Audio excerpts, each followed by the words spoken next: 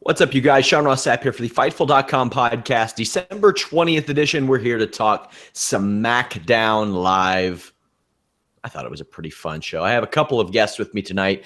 But first, this episode is brought to you by Skills, the worldwide leader in mobile esports. Play the games you love and win real cash prizes.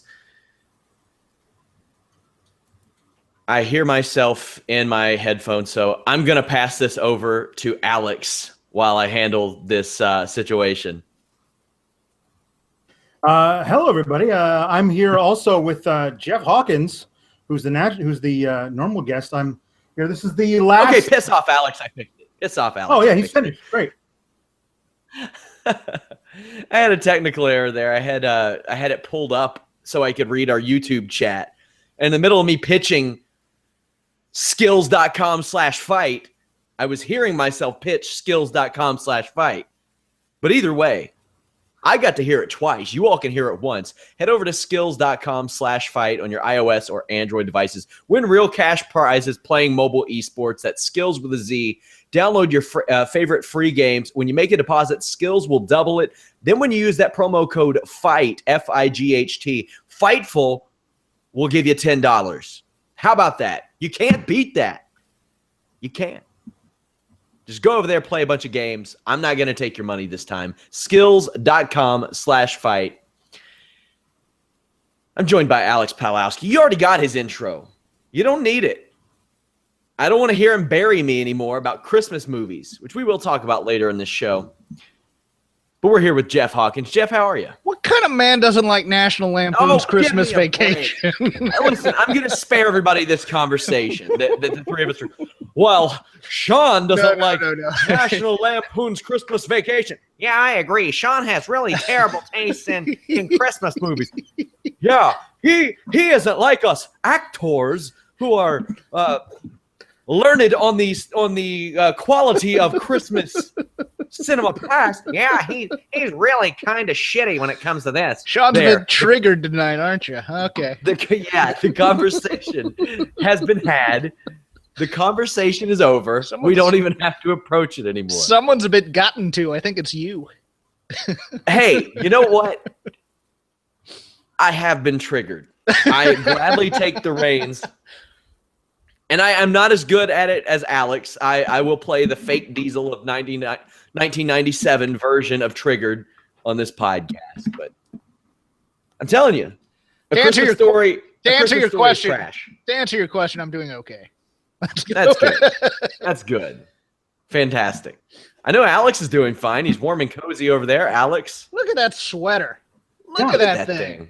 This is the He-Man and She-Ra Christmas special sweater that I got.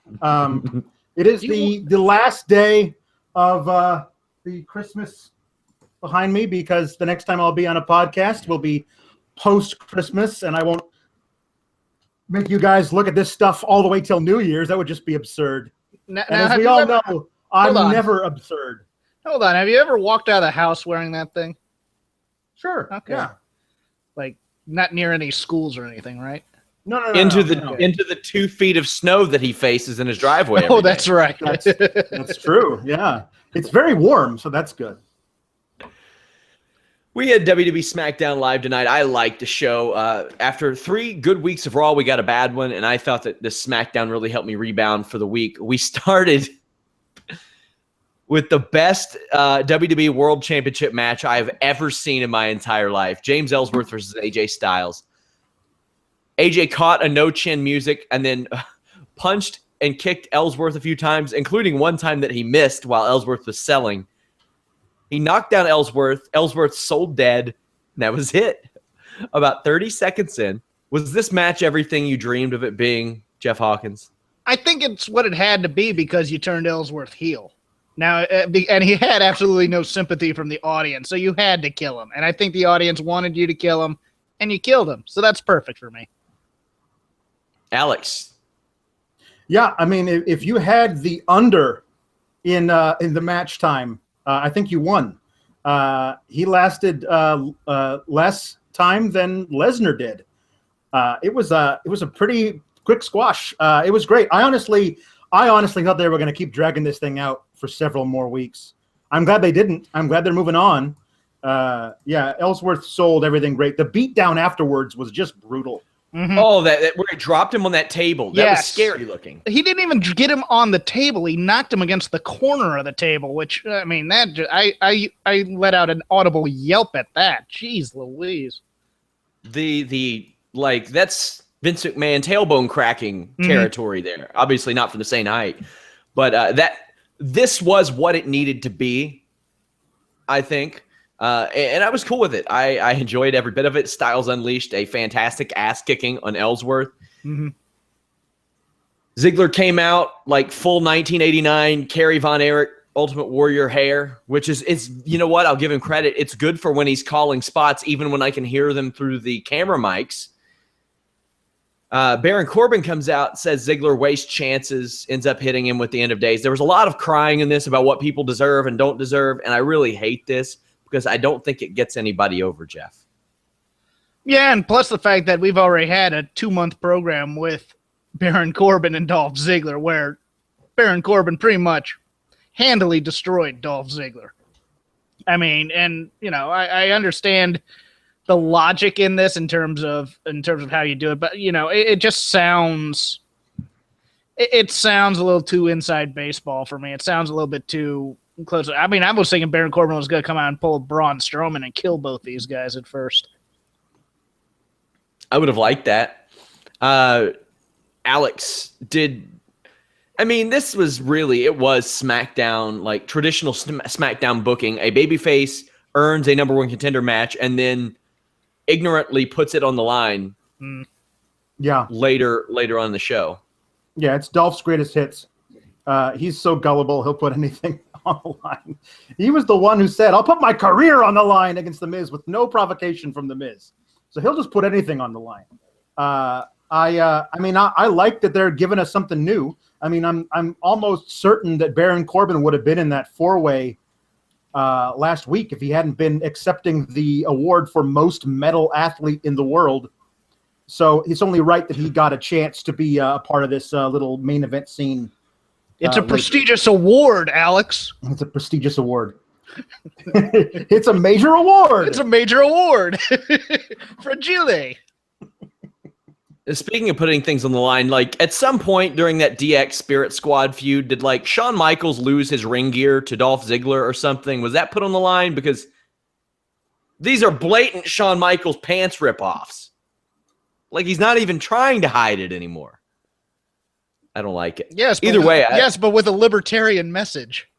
Oh, shit. So the first segment, okay. It wasn't terrible or anything.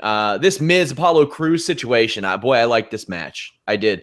I would go as far to say this is my favorite Apollo Crews match since he's been signed with WWE. I liked it even more than the Finn Balor one that had the DQ finish. Crews got to display a lot of his athleticism. He hit this like really cool high angle German suplex where he caught Miz in midair and just held him and then dropped him flat on his ass. It was really cool looking. Maurice gets tossed and it ends up being inconsequential, but I'm cool with that. I mean, she got it. She was about to get involved. She got tossed. But after months of doing jack shit, it took Fluffy Iglesias to get Apollo Crews back on TV. Jeff, have you ever had any interactions with Gabriel Iglesias in your times in LA? Yeah, I opened for him once at a comedy club here in North Hollywood. Nice guy. I like him a lot. Did he get you an Intercontinental title shot? He did not, but at the time the belt... Well, then he's not that nice. The belt was prestigious. No, my only issue with this whole thing was I hate the eye poke finish as a way of an excuse. Number one, because they've been using the eye rake. They've been using it so much with Kevin Owens. They've used it with Miz a few times now. They've used it a few times in the women's division. For me, John Jones uses it every fight. He does, but the way that they sell it for John Jones is a lot more vicious than they do for WWE. And I think in order to sell it more as a babyface getting screwed, you need something a little bit more than a temporary distraction on the eye poke thing. Otherwise, you're a stupid babyface. So that's my only issue with it. It's been overused. to the point where it doesn't matter. And also it doesn't do enough damage in the WWE where you think, oh man, he's really, really hurt from this. Like John Jones does when he actually goes gouging people's eyes because he's afraid of getting punched. Oh, come on now. Alex, what'd you think of Miz Apollo Crews? I liked it. I think Apollo Crews can do really good stuff in the ring when you put him in there with somebody who's also a good worker. He had a match earlier this year on Main Event with Luke Harper that was just all kinds of fire. So he's good. They just have to have something for him to do. I was hoping they were going to team him up with Mojo Rawley and just at least have him at least be somewhere doing something with some kind of little odd couple tag team. But if he's just going to get a one-off shot against the Miz and then go back to not being on TV for 5 weeks, they should do something with the guy. There was this situation after the match where Renee Young kind of had it coming. She showed up and she said, Miz, has your obsession with Dean Ambrose gotten the best of you? And Miz goes, obsessed? You're the one obsessed with him. You're sleeping with him. And the crowd reacted. Ate it up. Voted. The crowd absolutely ate it up, and it was fantastic. If they're going to start folding in the Total Divas storylines, fine. And Total Bellas, to be honest with you, I'm fine with that. And Miz is the guy to deliver this kind of line. I mean, he's the best heel on either roster right now, and I loved every second of it. I loved Renee was fantastic in this too, just smacking him and just having nothing to say and storming off. I enjoyed that. I enjoyed that immensely. That got a good reaction too. I almost felt like if you're going to go with the Miz thing, I felt like maybe she shouldn't have slapped him. Like she should have been so embarrassed, and that's why Dean Ambrose snaps. That's why Dean Ambrose gets real pissed off. You know what? But I mean, hey. That's a good call because slapping may be overdoing it on the first time, and you may just be in so much shock that you just decide to go away without having any kind of confrontation. I'd like that too. That's a good call. I mean, the thing about Renee is that she is like notoriously professional, like notoriously good at her job. So I would have definitely paid it off with that. Hey, the slap got a great reaction, but I would have just left that hanging there and let Dean Ambrose be real pissed about it. But then again, I would also change the order. I would have had that Luke Harper match before this. Right. That way it gives you a reason for Dean Ambrose not coming out there and kicking the living shit out of Miz as is. I thought this was great from everyone involved, from Apollo Crews to Renee Young to Miz to Maurice. This was good here, Alex. What do you think about them tying in Total Divas storylines? I'm fine with it if they actually tie in Total Divas storyline. She reacted as though no one was supposed to know, as though it was an illicit affair. And they're living together on Total Divas, and everyone knows that they're together. It's the same thing as when Carmella came out and said, Nikki Bella, I don't know if anybody knows this, but John Cena is your boyfriend. Like, yeah, we all knew. I thought the whole thing worked really well, except for the fact that they expect the people who really follow the product that they're pushing. They're saying, please go watch Total Divas. If you had done that and then you saw this, you'd be like, yeah, I knew that.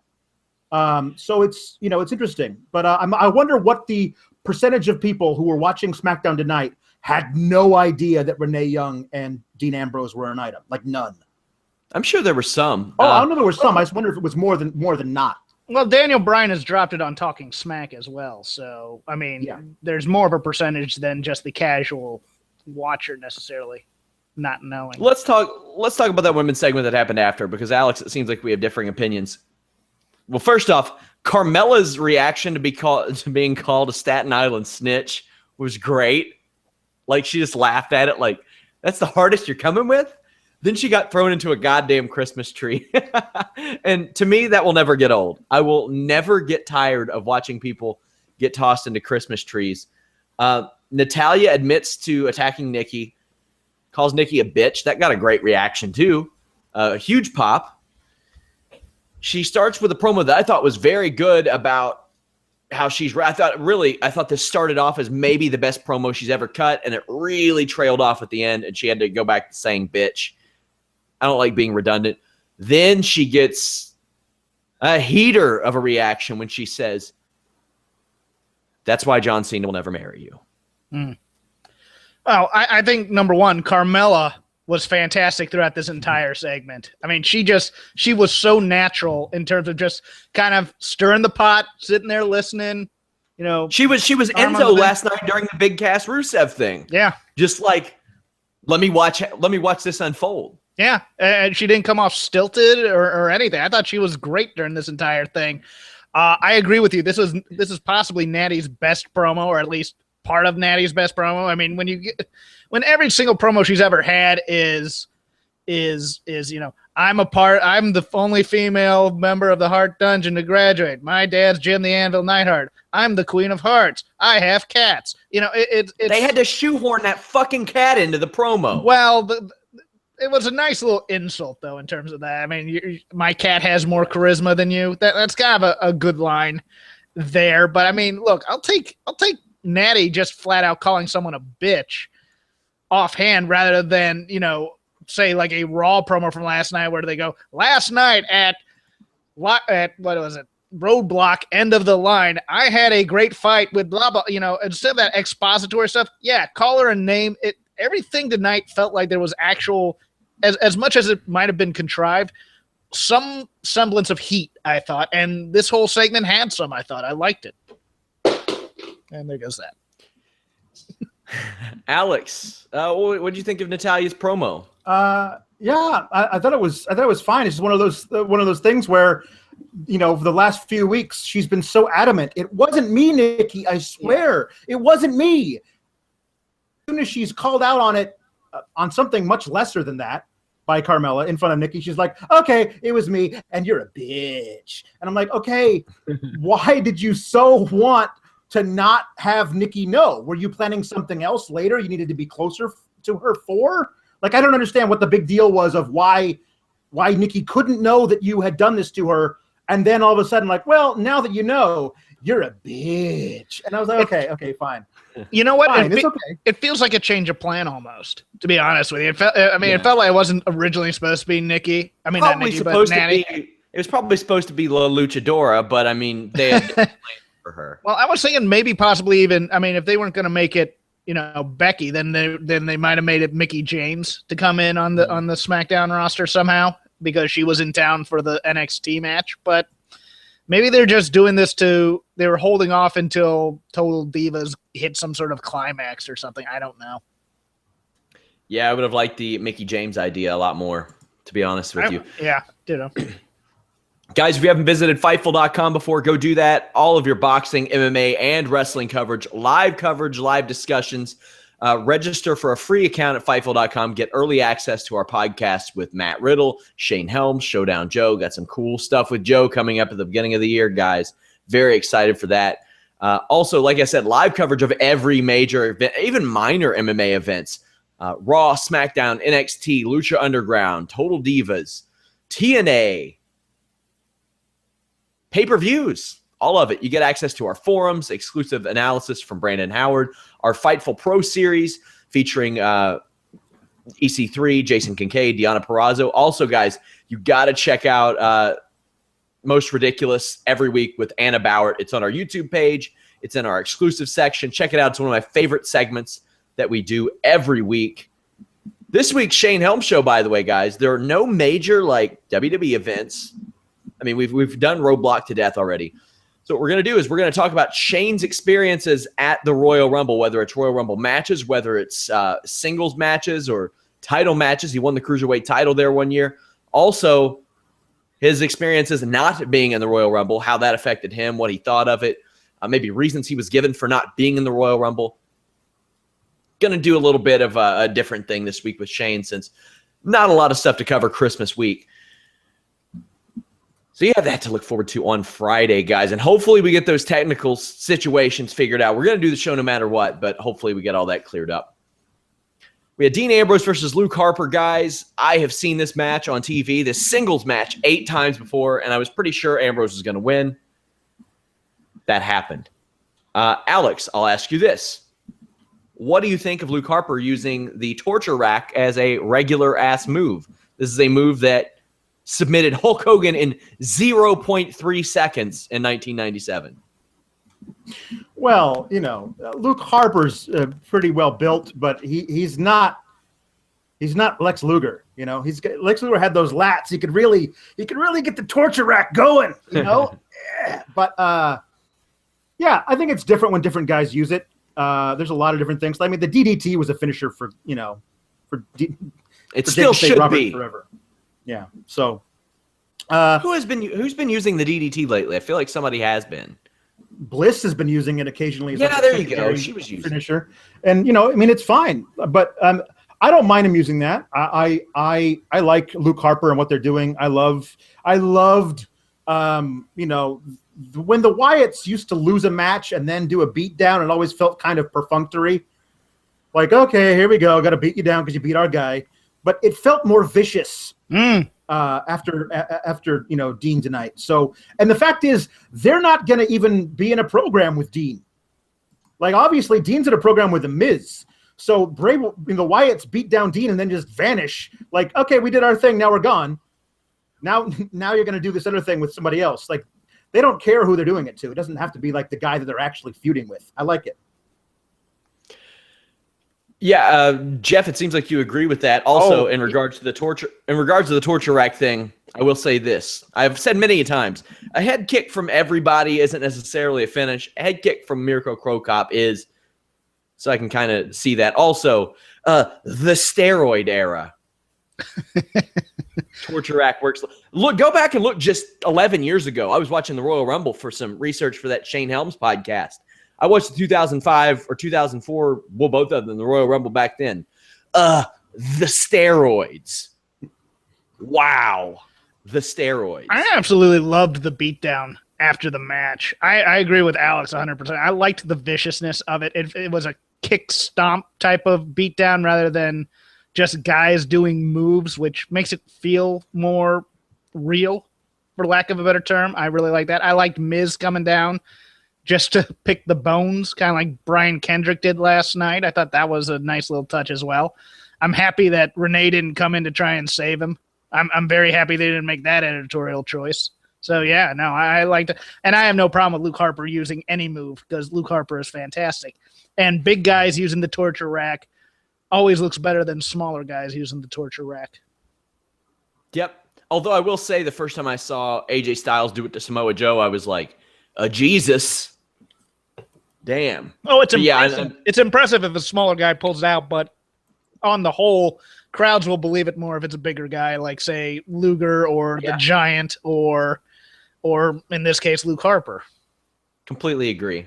Just wanted to hear your thoughts. I saw a lot of people commenting that on Twitter. We had Alexa Bliss backstage. She was put in a match with an opponent since she passed up Fightful.com's Deonna Purrazzo last week. She didn't want none. So that's what I'm making of that.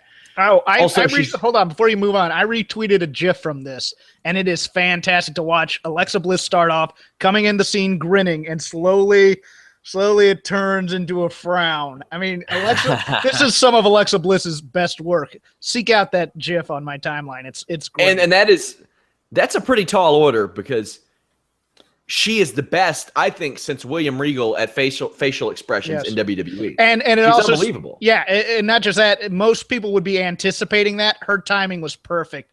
As Daniel Bryan kept talking to her, her expression went from happiness to anger. It was absolutely great. So she's put in a match with La Luchadora, Alex. Yep. This mystery woman, I tell you what, she would have stretched the shit out of Spider Lady. Yeah, as soon as I saw the woman in full body spandex and a lucha mask, I was like, oh, that's Becky Lynch. Sure. So it's cute and everything, and I felt like they waited a little too long to like do the reveal. I liked that the reveal really was the fact that she pulled out the disarmor. That was a cool touch. But like everyone in the entire arena knew it was Becky except for Alexa Bliss, which doesn't make her look very good. So, I mean, I want Alexa Bliss to be a champion who has matches. She can cheat to win those matches, but these things where they're kind of like just treating her the way they were treating AJ Styles for a while in the Ellsworth era. I'd like them to take her seriously because I think she's a great competitor. Dare I say Becky Lynch was having a blast doing this style and doing this, especially, doing the tarantula roll and then the after the match celebration. She was just when she was running around high-fiving. She changed up her whole moveset. Oh, it was great. She wrestled a smoother match in a bodysuit and a mask than I've seen her wrestle in a long time. Maybe she should change to that style permanently. It was pretty cool. Also, everything she did was more organic than Kalisto. She absolutely did a good lucha thing. Yeah. She that character is more over than Kalisto.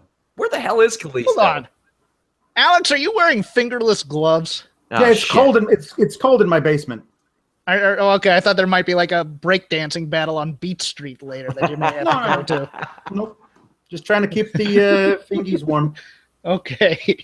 Listen, we need those viewers. We need the breakdancing. Yeah. Get a cardboard box. Wait a second. Listen. I know you all criticize my choice of Christmas movies, as Alex and Jeff will say later. But I know how it goes with you stage actors and comedians. You all train in a little bit of everything. Alex, are you a trained dancer? I have danced in shows before, but I would never call myself a trained dancer. I'm more of a trained stumbler, and maybe I can get the choreography right. So, yeah. Alex is a trained dancer like we are trained podcasters. So there you go. Ryan Phillippe, he's backstage. He walks up to a stagehand and says, "Have you guys seen Randy Orton anywhere? Have you seen him?" Stagehand goes, "Nope." 10 minutes after the guy was on TV. Also, I would like to thank Smackdown for letting my wife know that her childhood crush is 5'7" tall. Thank you. I appreciate that. Kurt Hawkins and Mojo Rawley confront each other. Mojo is a way better talker, but he is a super douche, you guys. And I am ashamed of myself at laughing at Kurt Hawkins saying that he will beat Mojo Rawley with cruel intentions. Did that pop you, Jeff? It did. I enjoyed that. And oddly enough, I enjoyed Ryan Phillippe during this entire segment of his because from what I've known through friends and just his career, he used to be very aloof, not very easygoing, a little bit on the weird side. I remember they had to stall filming on 54 because one day he just decided to dye his hair green and showed up to the set that way and ruined a week or two of filming. It seems like he's gotten his shit together. So, I mean, I'm happy for the guy. He seemed like he was easygoing here and was all in on the fun part of it, even though he was a bit overwhelmed by Mojo's mojo-ness. I want to ask people in the chats, have you checked out the Shooter Show and how was it? Because I love the movie. Did you? I haven't seen the movie, but I've watched parts of the show and I've enjoyed it. I mean, it seems like your average procedural type of thing. I love that they got on Morrow for calling him Chad Hawkins too. Thank this you, commentary team was a mess, but it was Mojo Rawley and Kurt Hawkins, so who gives a shit? Alex, what'd you think of this whole situation? I'm done with the guest stars.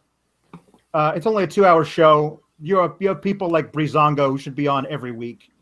I'm just done with guest stars. I don't care how good they are or if you're promoting a show that's on the network immediately following this show. I just don't want any more guest stars. And I don't need to see...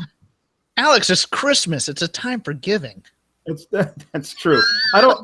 The only thing I want to give Ryan Phillippe is a knuckle sandwich. I haven't liked that guy his entire career. But Kurt Hawkins doesn't need to be on TV ever. I don't understand why that guy was ever brought back. All those damned terrible promo vignettes, and he's back and he's had 3 matches in 2 months. It's just, man, it was so bad. Anyone have a favorite Ryan Phillippe movie? Oh, the silence says it all. I like Way of the Gun. I only found out that he was a C until tonight. If you would have told me, I would have thought he was still a big star because I don't. Oh, he was. Yeah, he was high B for a while there. Man, wait, wasn't he in The Lincoln Lawyer? What movie was that? Was Which one? Who was in that? That That was was- Matthew McConaughey. Yeah, he was in Lincoln Lawyer. I didn't see it, but yeah, he was in it. Either way, this match was what it was. Mojo runs into shit a lot. That's really it for that. He does a hell of a pounce though. He does. Yeah, he runs into things at a high rate of speed and makes it look good. Yeah.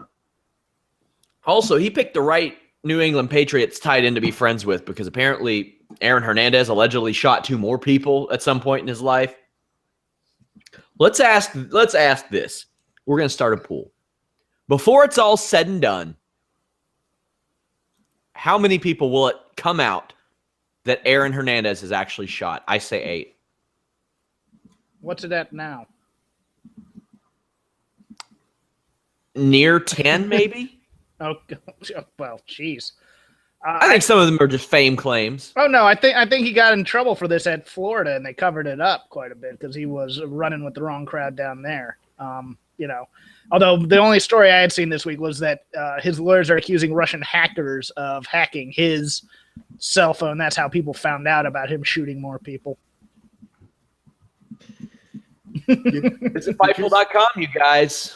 We've got all kinds of funny Christmas stuff coming up. Oh, God. So last night, Jeff, I don't know if you saw this on my Twitter. I told someone if they wrote 1,000 words on why the 8-man tag was awesome and meant something that I would run it on Fightful.com, and somebody did. Yes, and you had to edit it from what I recall from last night's podcast because I do listen. Yeah, I sure did. Sure did. I'm saving that for Christmas night. Merry Christmas, you guys. I'm going to give you the Emelina treatment, as Andy said on that one. We had James Ellsworth backstage, comically iced up and bandaged. He couldn't even talk. I don't know why I found that so funny. Carmela was taking care of him. What do you think Carmela's plan is here, Alex? This is the best possible use for both James Ellsworth and Carmela. I have no idea what they're planning, but this is so great because it drops him way down to the mid-card where he can be a brilliant comedy act and not get involved in AJ Styles storylines. I really like the guy. I just don't want him anywhere near the main event. And Carmela, she's passed off Nikki on to Natalya. She's done. She's got to have something to do. Well, she used to be a hairdresser. Maybe she'll give him a makeover. Hey, you know what I mean? You know how long I've pitched the AJ Styles has been secretly getting his hair cut by Carmela thing? The only way to make that better is after he turns around and he's like, just how I like it. There's James Ellsworth ready to get his hair cut, and he's face-to-face with AJ, and they have an awkward situation. He's like, hey, I just want my hair cut. So therefore, she is responsible for the 2 worst haircuts on SmackDown. Jeff, your thoughts on this Carmela James Ellsworth thing? Here's what's probably going to happen is that James Ellsworth is going to be convinced that Carmela helping him means that she's in love with him.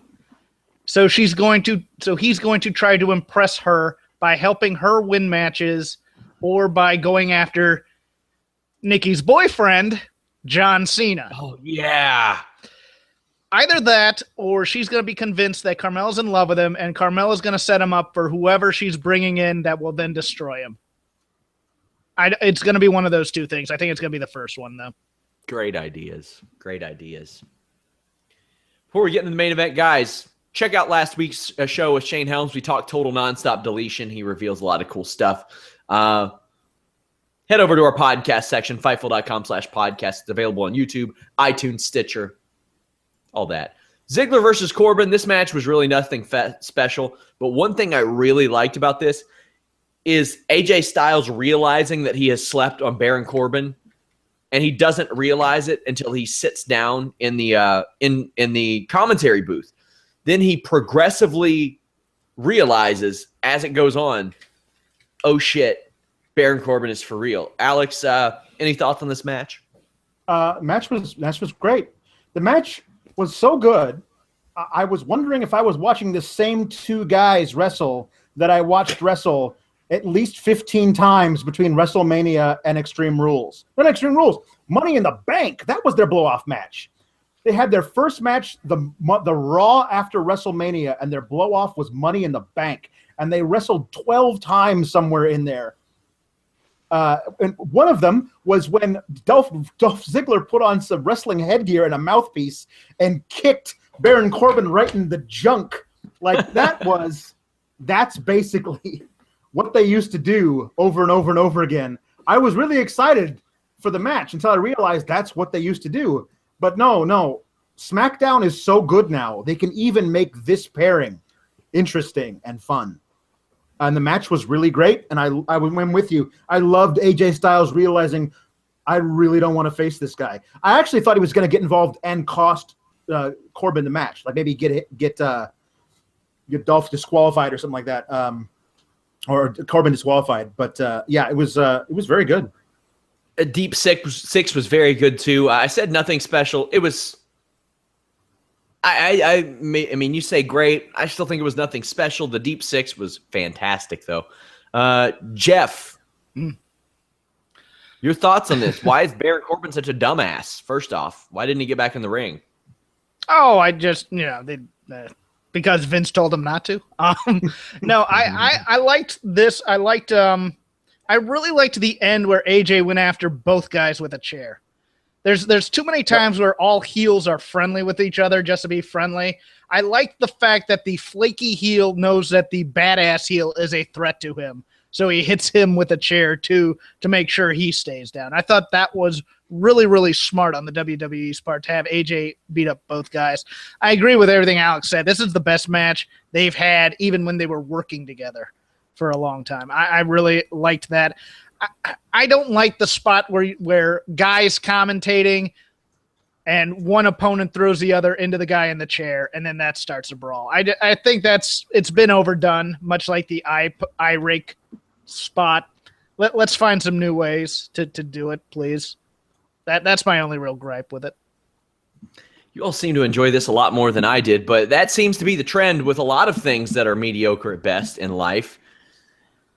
Wow. So I'll take this time to tell you guys. Wait, hold on. Just because I said it's the best match they've had doesn't mean I was head over heels with it. I like the beatdown after. I'll tell you what you would like, even what? if you got beat down after. Skills. Skills let you play mobile games you love and win real cash prizes. Personally, my favorites are the billiards and the bowling games. As I mentioned, I suck at billiards and bowling in real life, but I have played and won real money with skills.com/fight. Every skills game is free to play. What's really cool is that you also have the option of competing for real cash prizes. You can win money playing games you love. You can win up to $100 in a single tournament with entry fees as low as a penny. Skills offers a variety of games for iOS and Android devices, including puzzles, bubble popping, bowling, pool, solitaire, trivia, and more. In addition to tournaments, you can also compete with other players head-to-head. Skills matches you against players with a similar skill level. That way you're not outmatched. It's not like, if I were to play Jeff or Alex at, good Christmas movie trivia. Instead, they'd be far outmatched. They have poor taste. But what you guys can do is go over to skills.com/fight. That's skills with a Z. Download your favorite free games. Try it for free when you make your first deposit. Skills will double it. Then when you enter the promo code FIGHT, I'll give you $10. 10. Head on over skills.com/fight. Use that code FIGHT. All right, guys, hit me with it. What? Tell me why. Hold on. Eggnog, yes or no from either of you two? Hell no. No, I don't drink eggnog. Both of you have no taste whatsoever, but that's okay. Oh, Continue. Jesus. Love eggnog. Listen. It's the best Sean, of all the nogs. Sean Ross Sapp, you've been trashing classic, great Christmas movies for long enough, and I think I just got triggered. So here we go.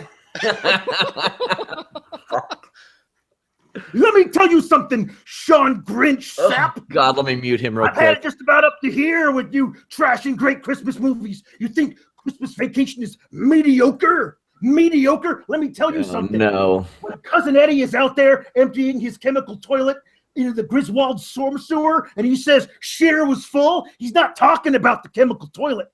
He's talking about you, Sean Ross Sapp, because you're full of shit, Sean Ross Sapp.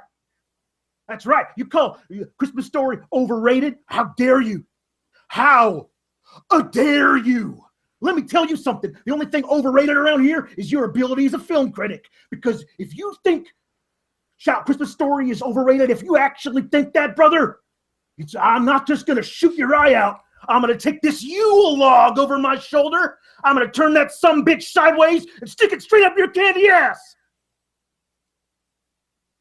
That's right. That's what I just wanted to say that to you. I'm just, I have no problem, Sean, with you not being sentimental about certain things. That's fine with me. Just pick better cynical movies than The Night Before. For God's sakes, you talked about Home Alone and The Night Before. Go watch Scrooged. Go watch The Ref, which is pretty good. Yeah, there are plenty of good cynical movies, and then your wife can watch Love Actually and even you out.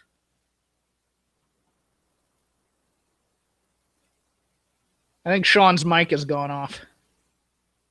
Well, that's too bad. That is a shame. Oh, Sean, what are we ever going to do without you? Oh, no. You're tasting crappy movies. My final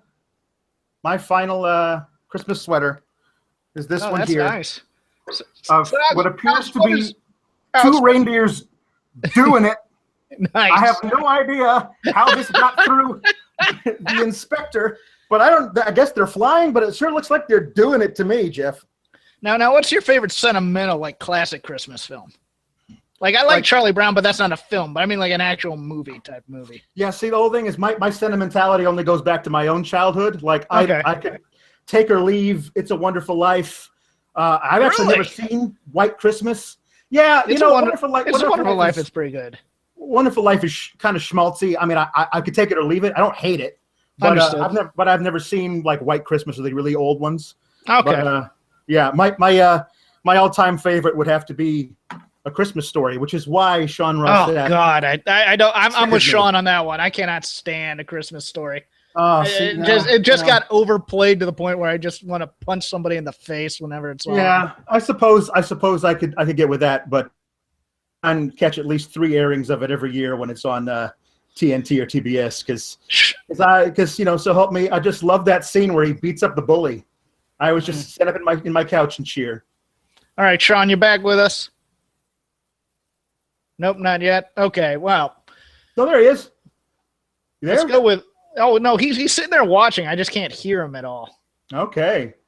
Unless he's just not talking like a douche. Well, I guess we could say that.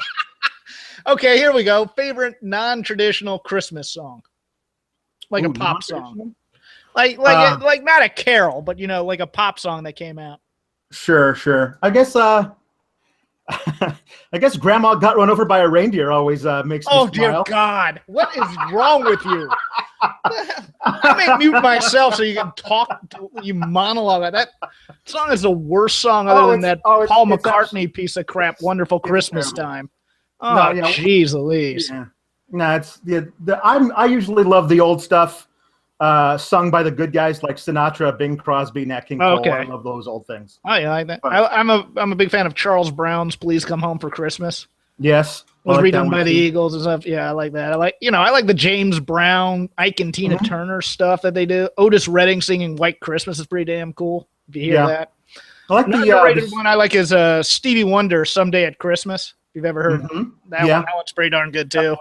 Donny Hathaway, "This Christmas," that's a good one. Clarence Carter, Backdoor Santa. Come on, good stuff out there. Run DMC, "Christmas in Hollis," which uses Backdoor Santa. It's pretty good.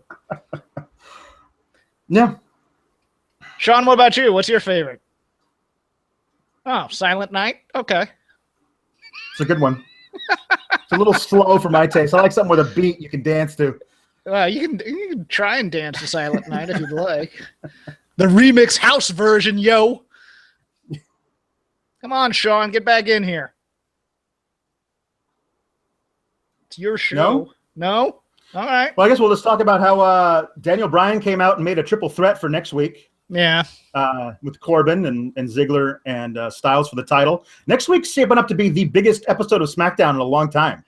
Now, when did it become this wild card? Whatever was that just tacked on today? They just tacked it on today with the advent of Corbin in there.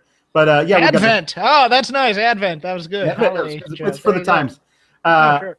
But we got the Four Corners tag title match next week.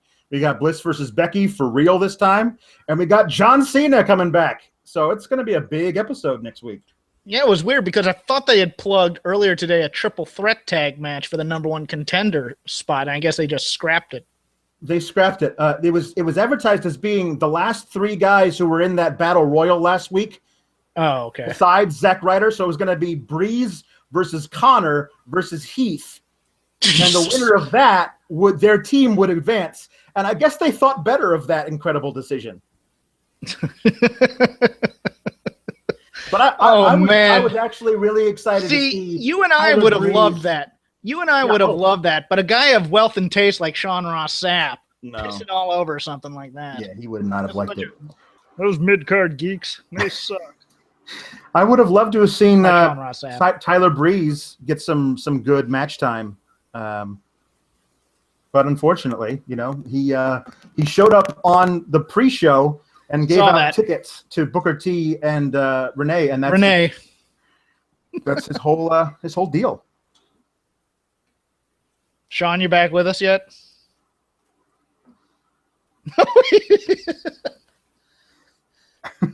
he's just there.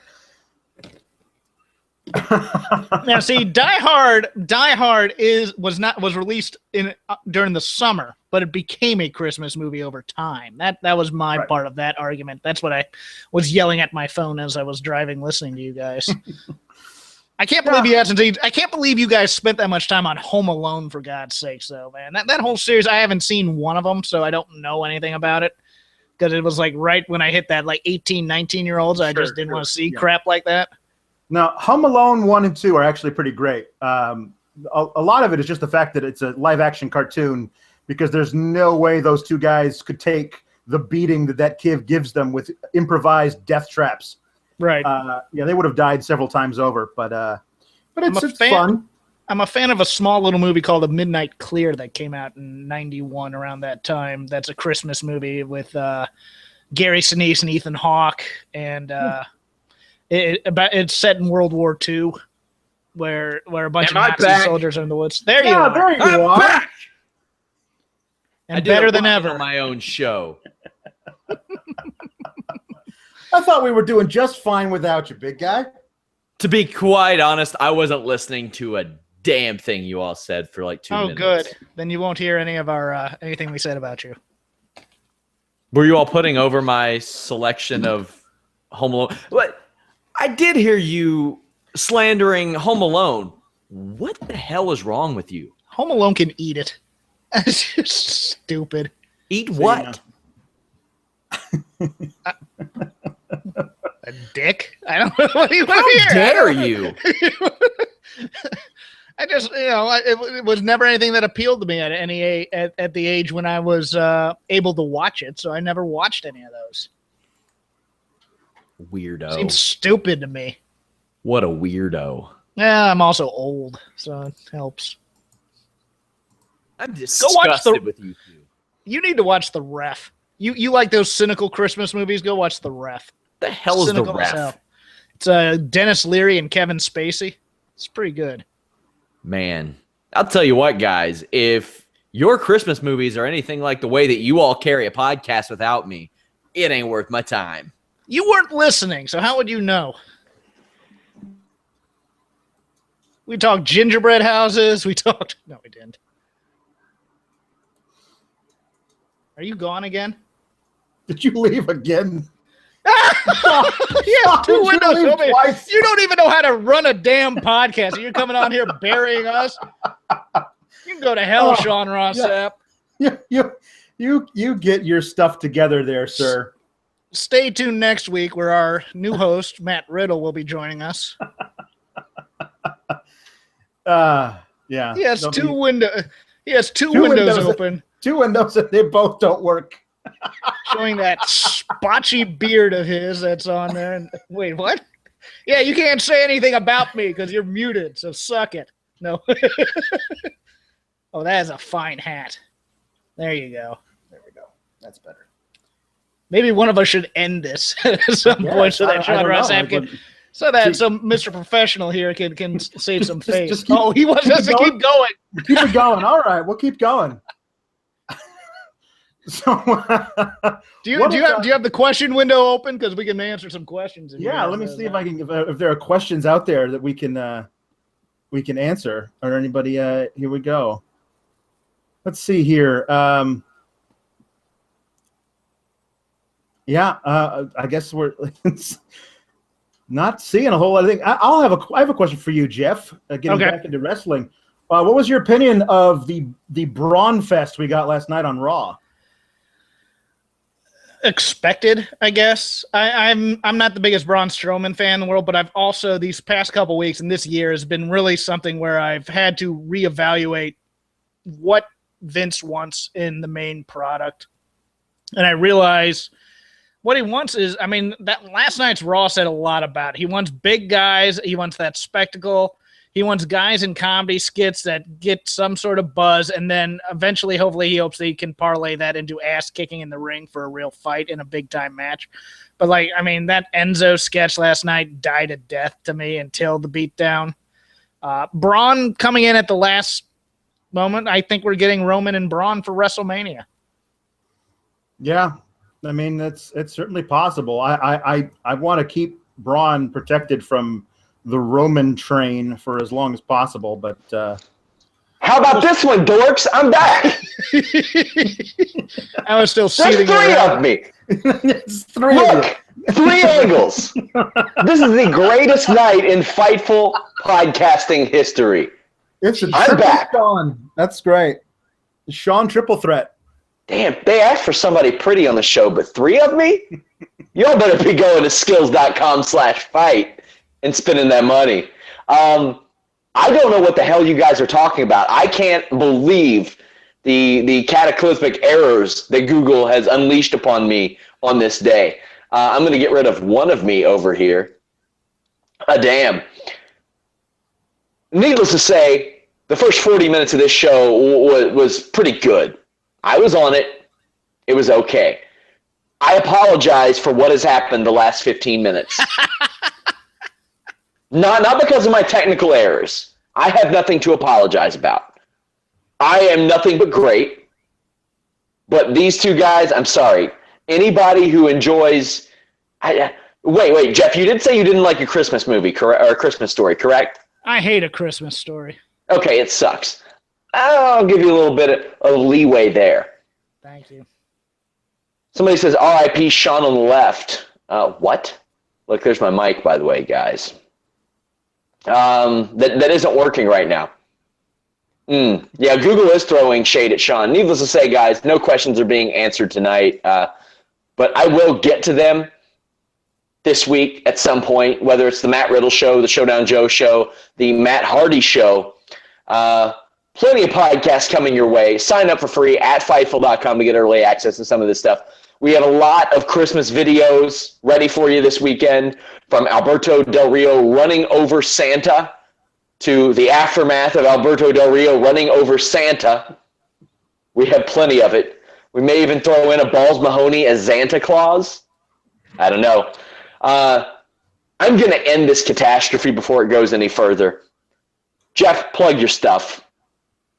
Shake Them Ropes this week. It'll come out probably late or early Friday for your weekend listening. Rob and I will go over Roadblock End of the Line, Raw, Smackdown, and our top 100 match See Before You Die. CM Punk versus John Cena from Money in the Bank 2011. Ooh. A pleasure to watch everything involved in this whole thing. King of Indie Style in the chat says Sean, and Sean for Lucha Underground Trios champions. Hey. Not a bad idea. Los Alex. Sepadores. That's right. Alex, plug it. You can follow me on Twitter at Pawlowski the Fourth, PAWLOWSKITHE, the numeral 4TH. And I just want to say Merry Christmas to all, and to all a good night. Oh, stop it. You asked to be on this show to wear a sweater, Alex. With reindeer doing it. Yeah, with reindeer doing it. I don't know if you saw that before, Sean. Oh, cool. God. And also, so I could cut that vicious promo on you. Yeah, I'm going to know better than to ever allow you on our Tuesday shows again. Fool me once. Yeah. Stink, Follow- stank, stunk. Follow me at Sean Ross Sapp. Shot. Stop interrupting me. I'm doing my plug. Follow me at Sean Ross Sapp, where I am verified, unlike these two people who like crappy Christmas movies. That's a qualification of getting verified on Twitter. You have to like the right Christmas movies.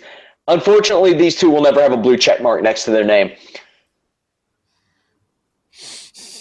Follow us at Fightful Online on Twitter and Facebook. Guys, we are out.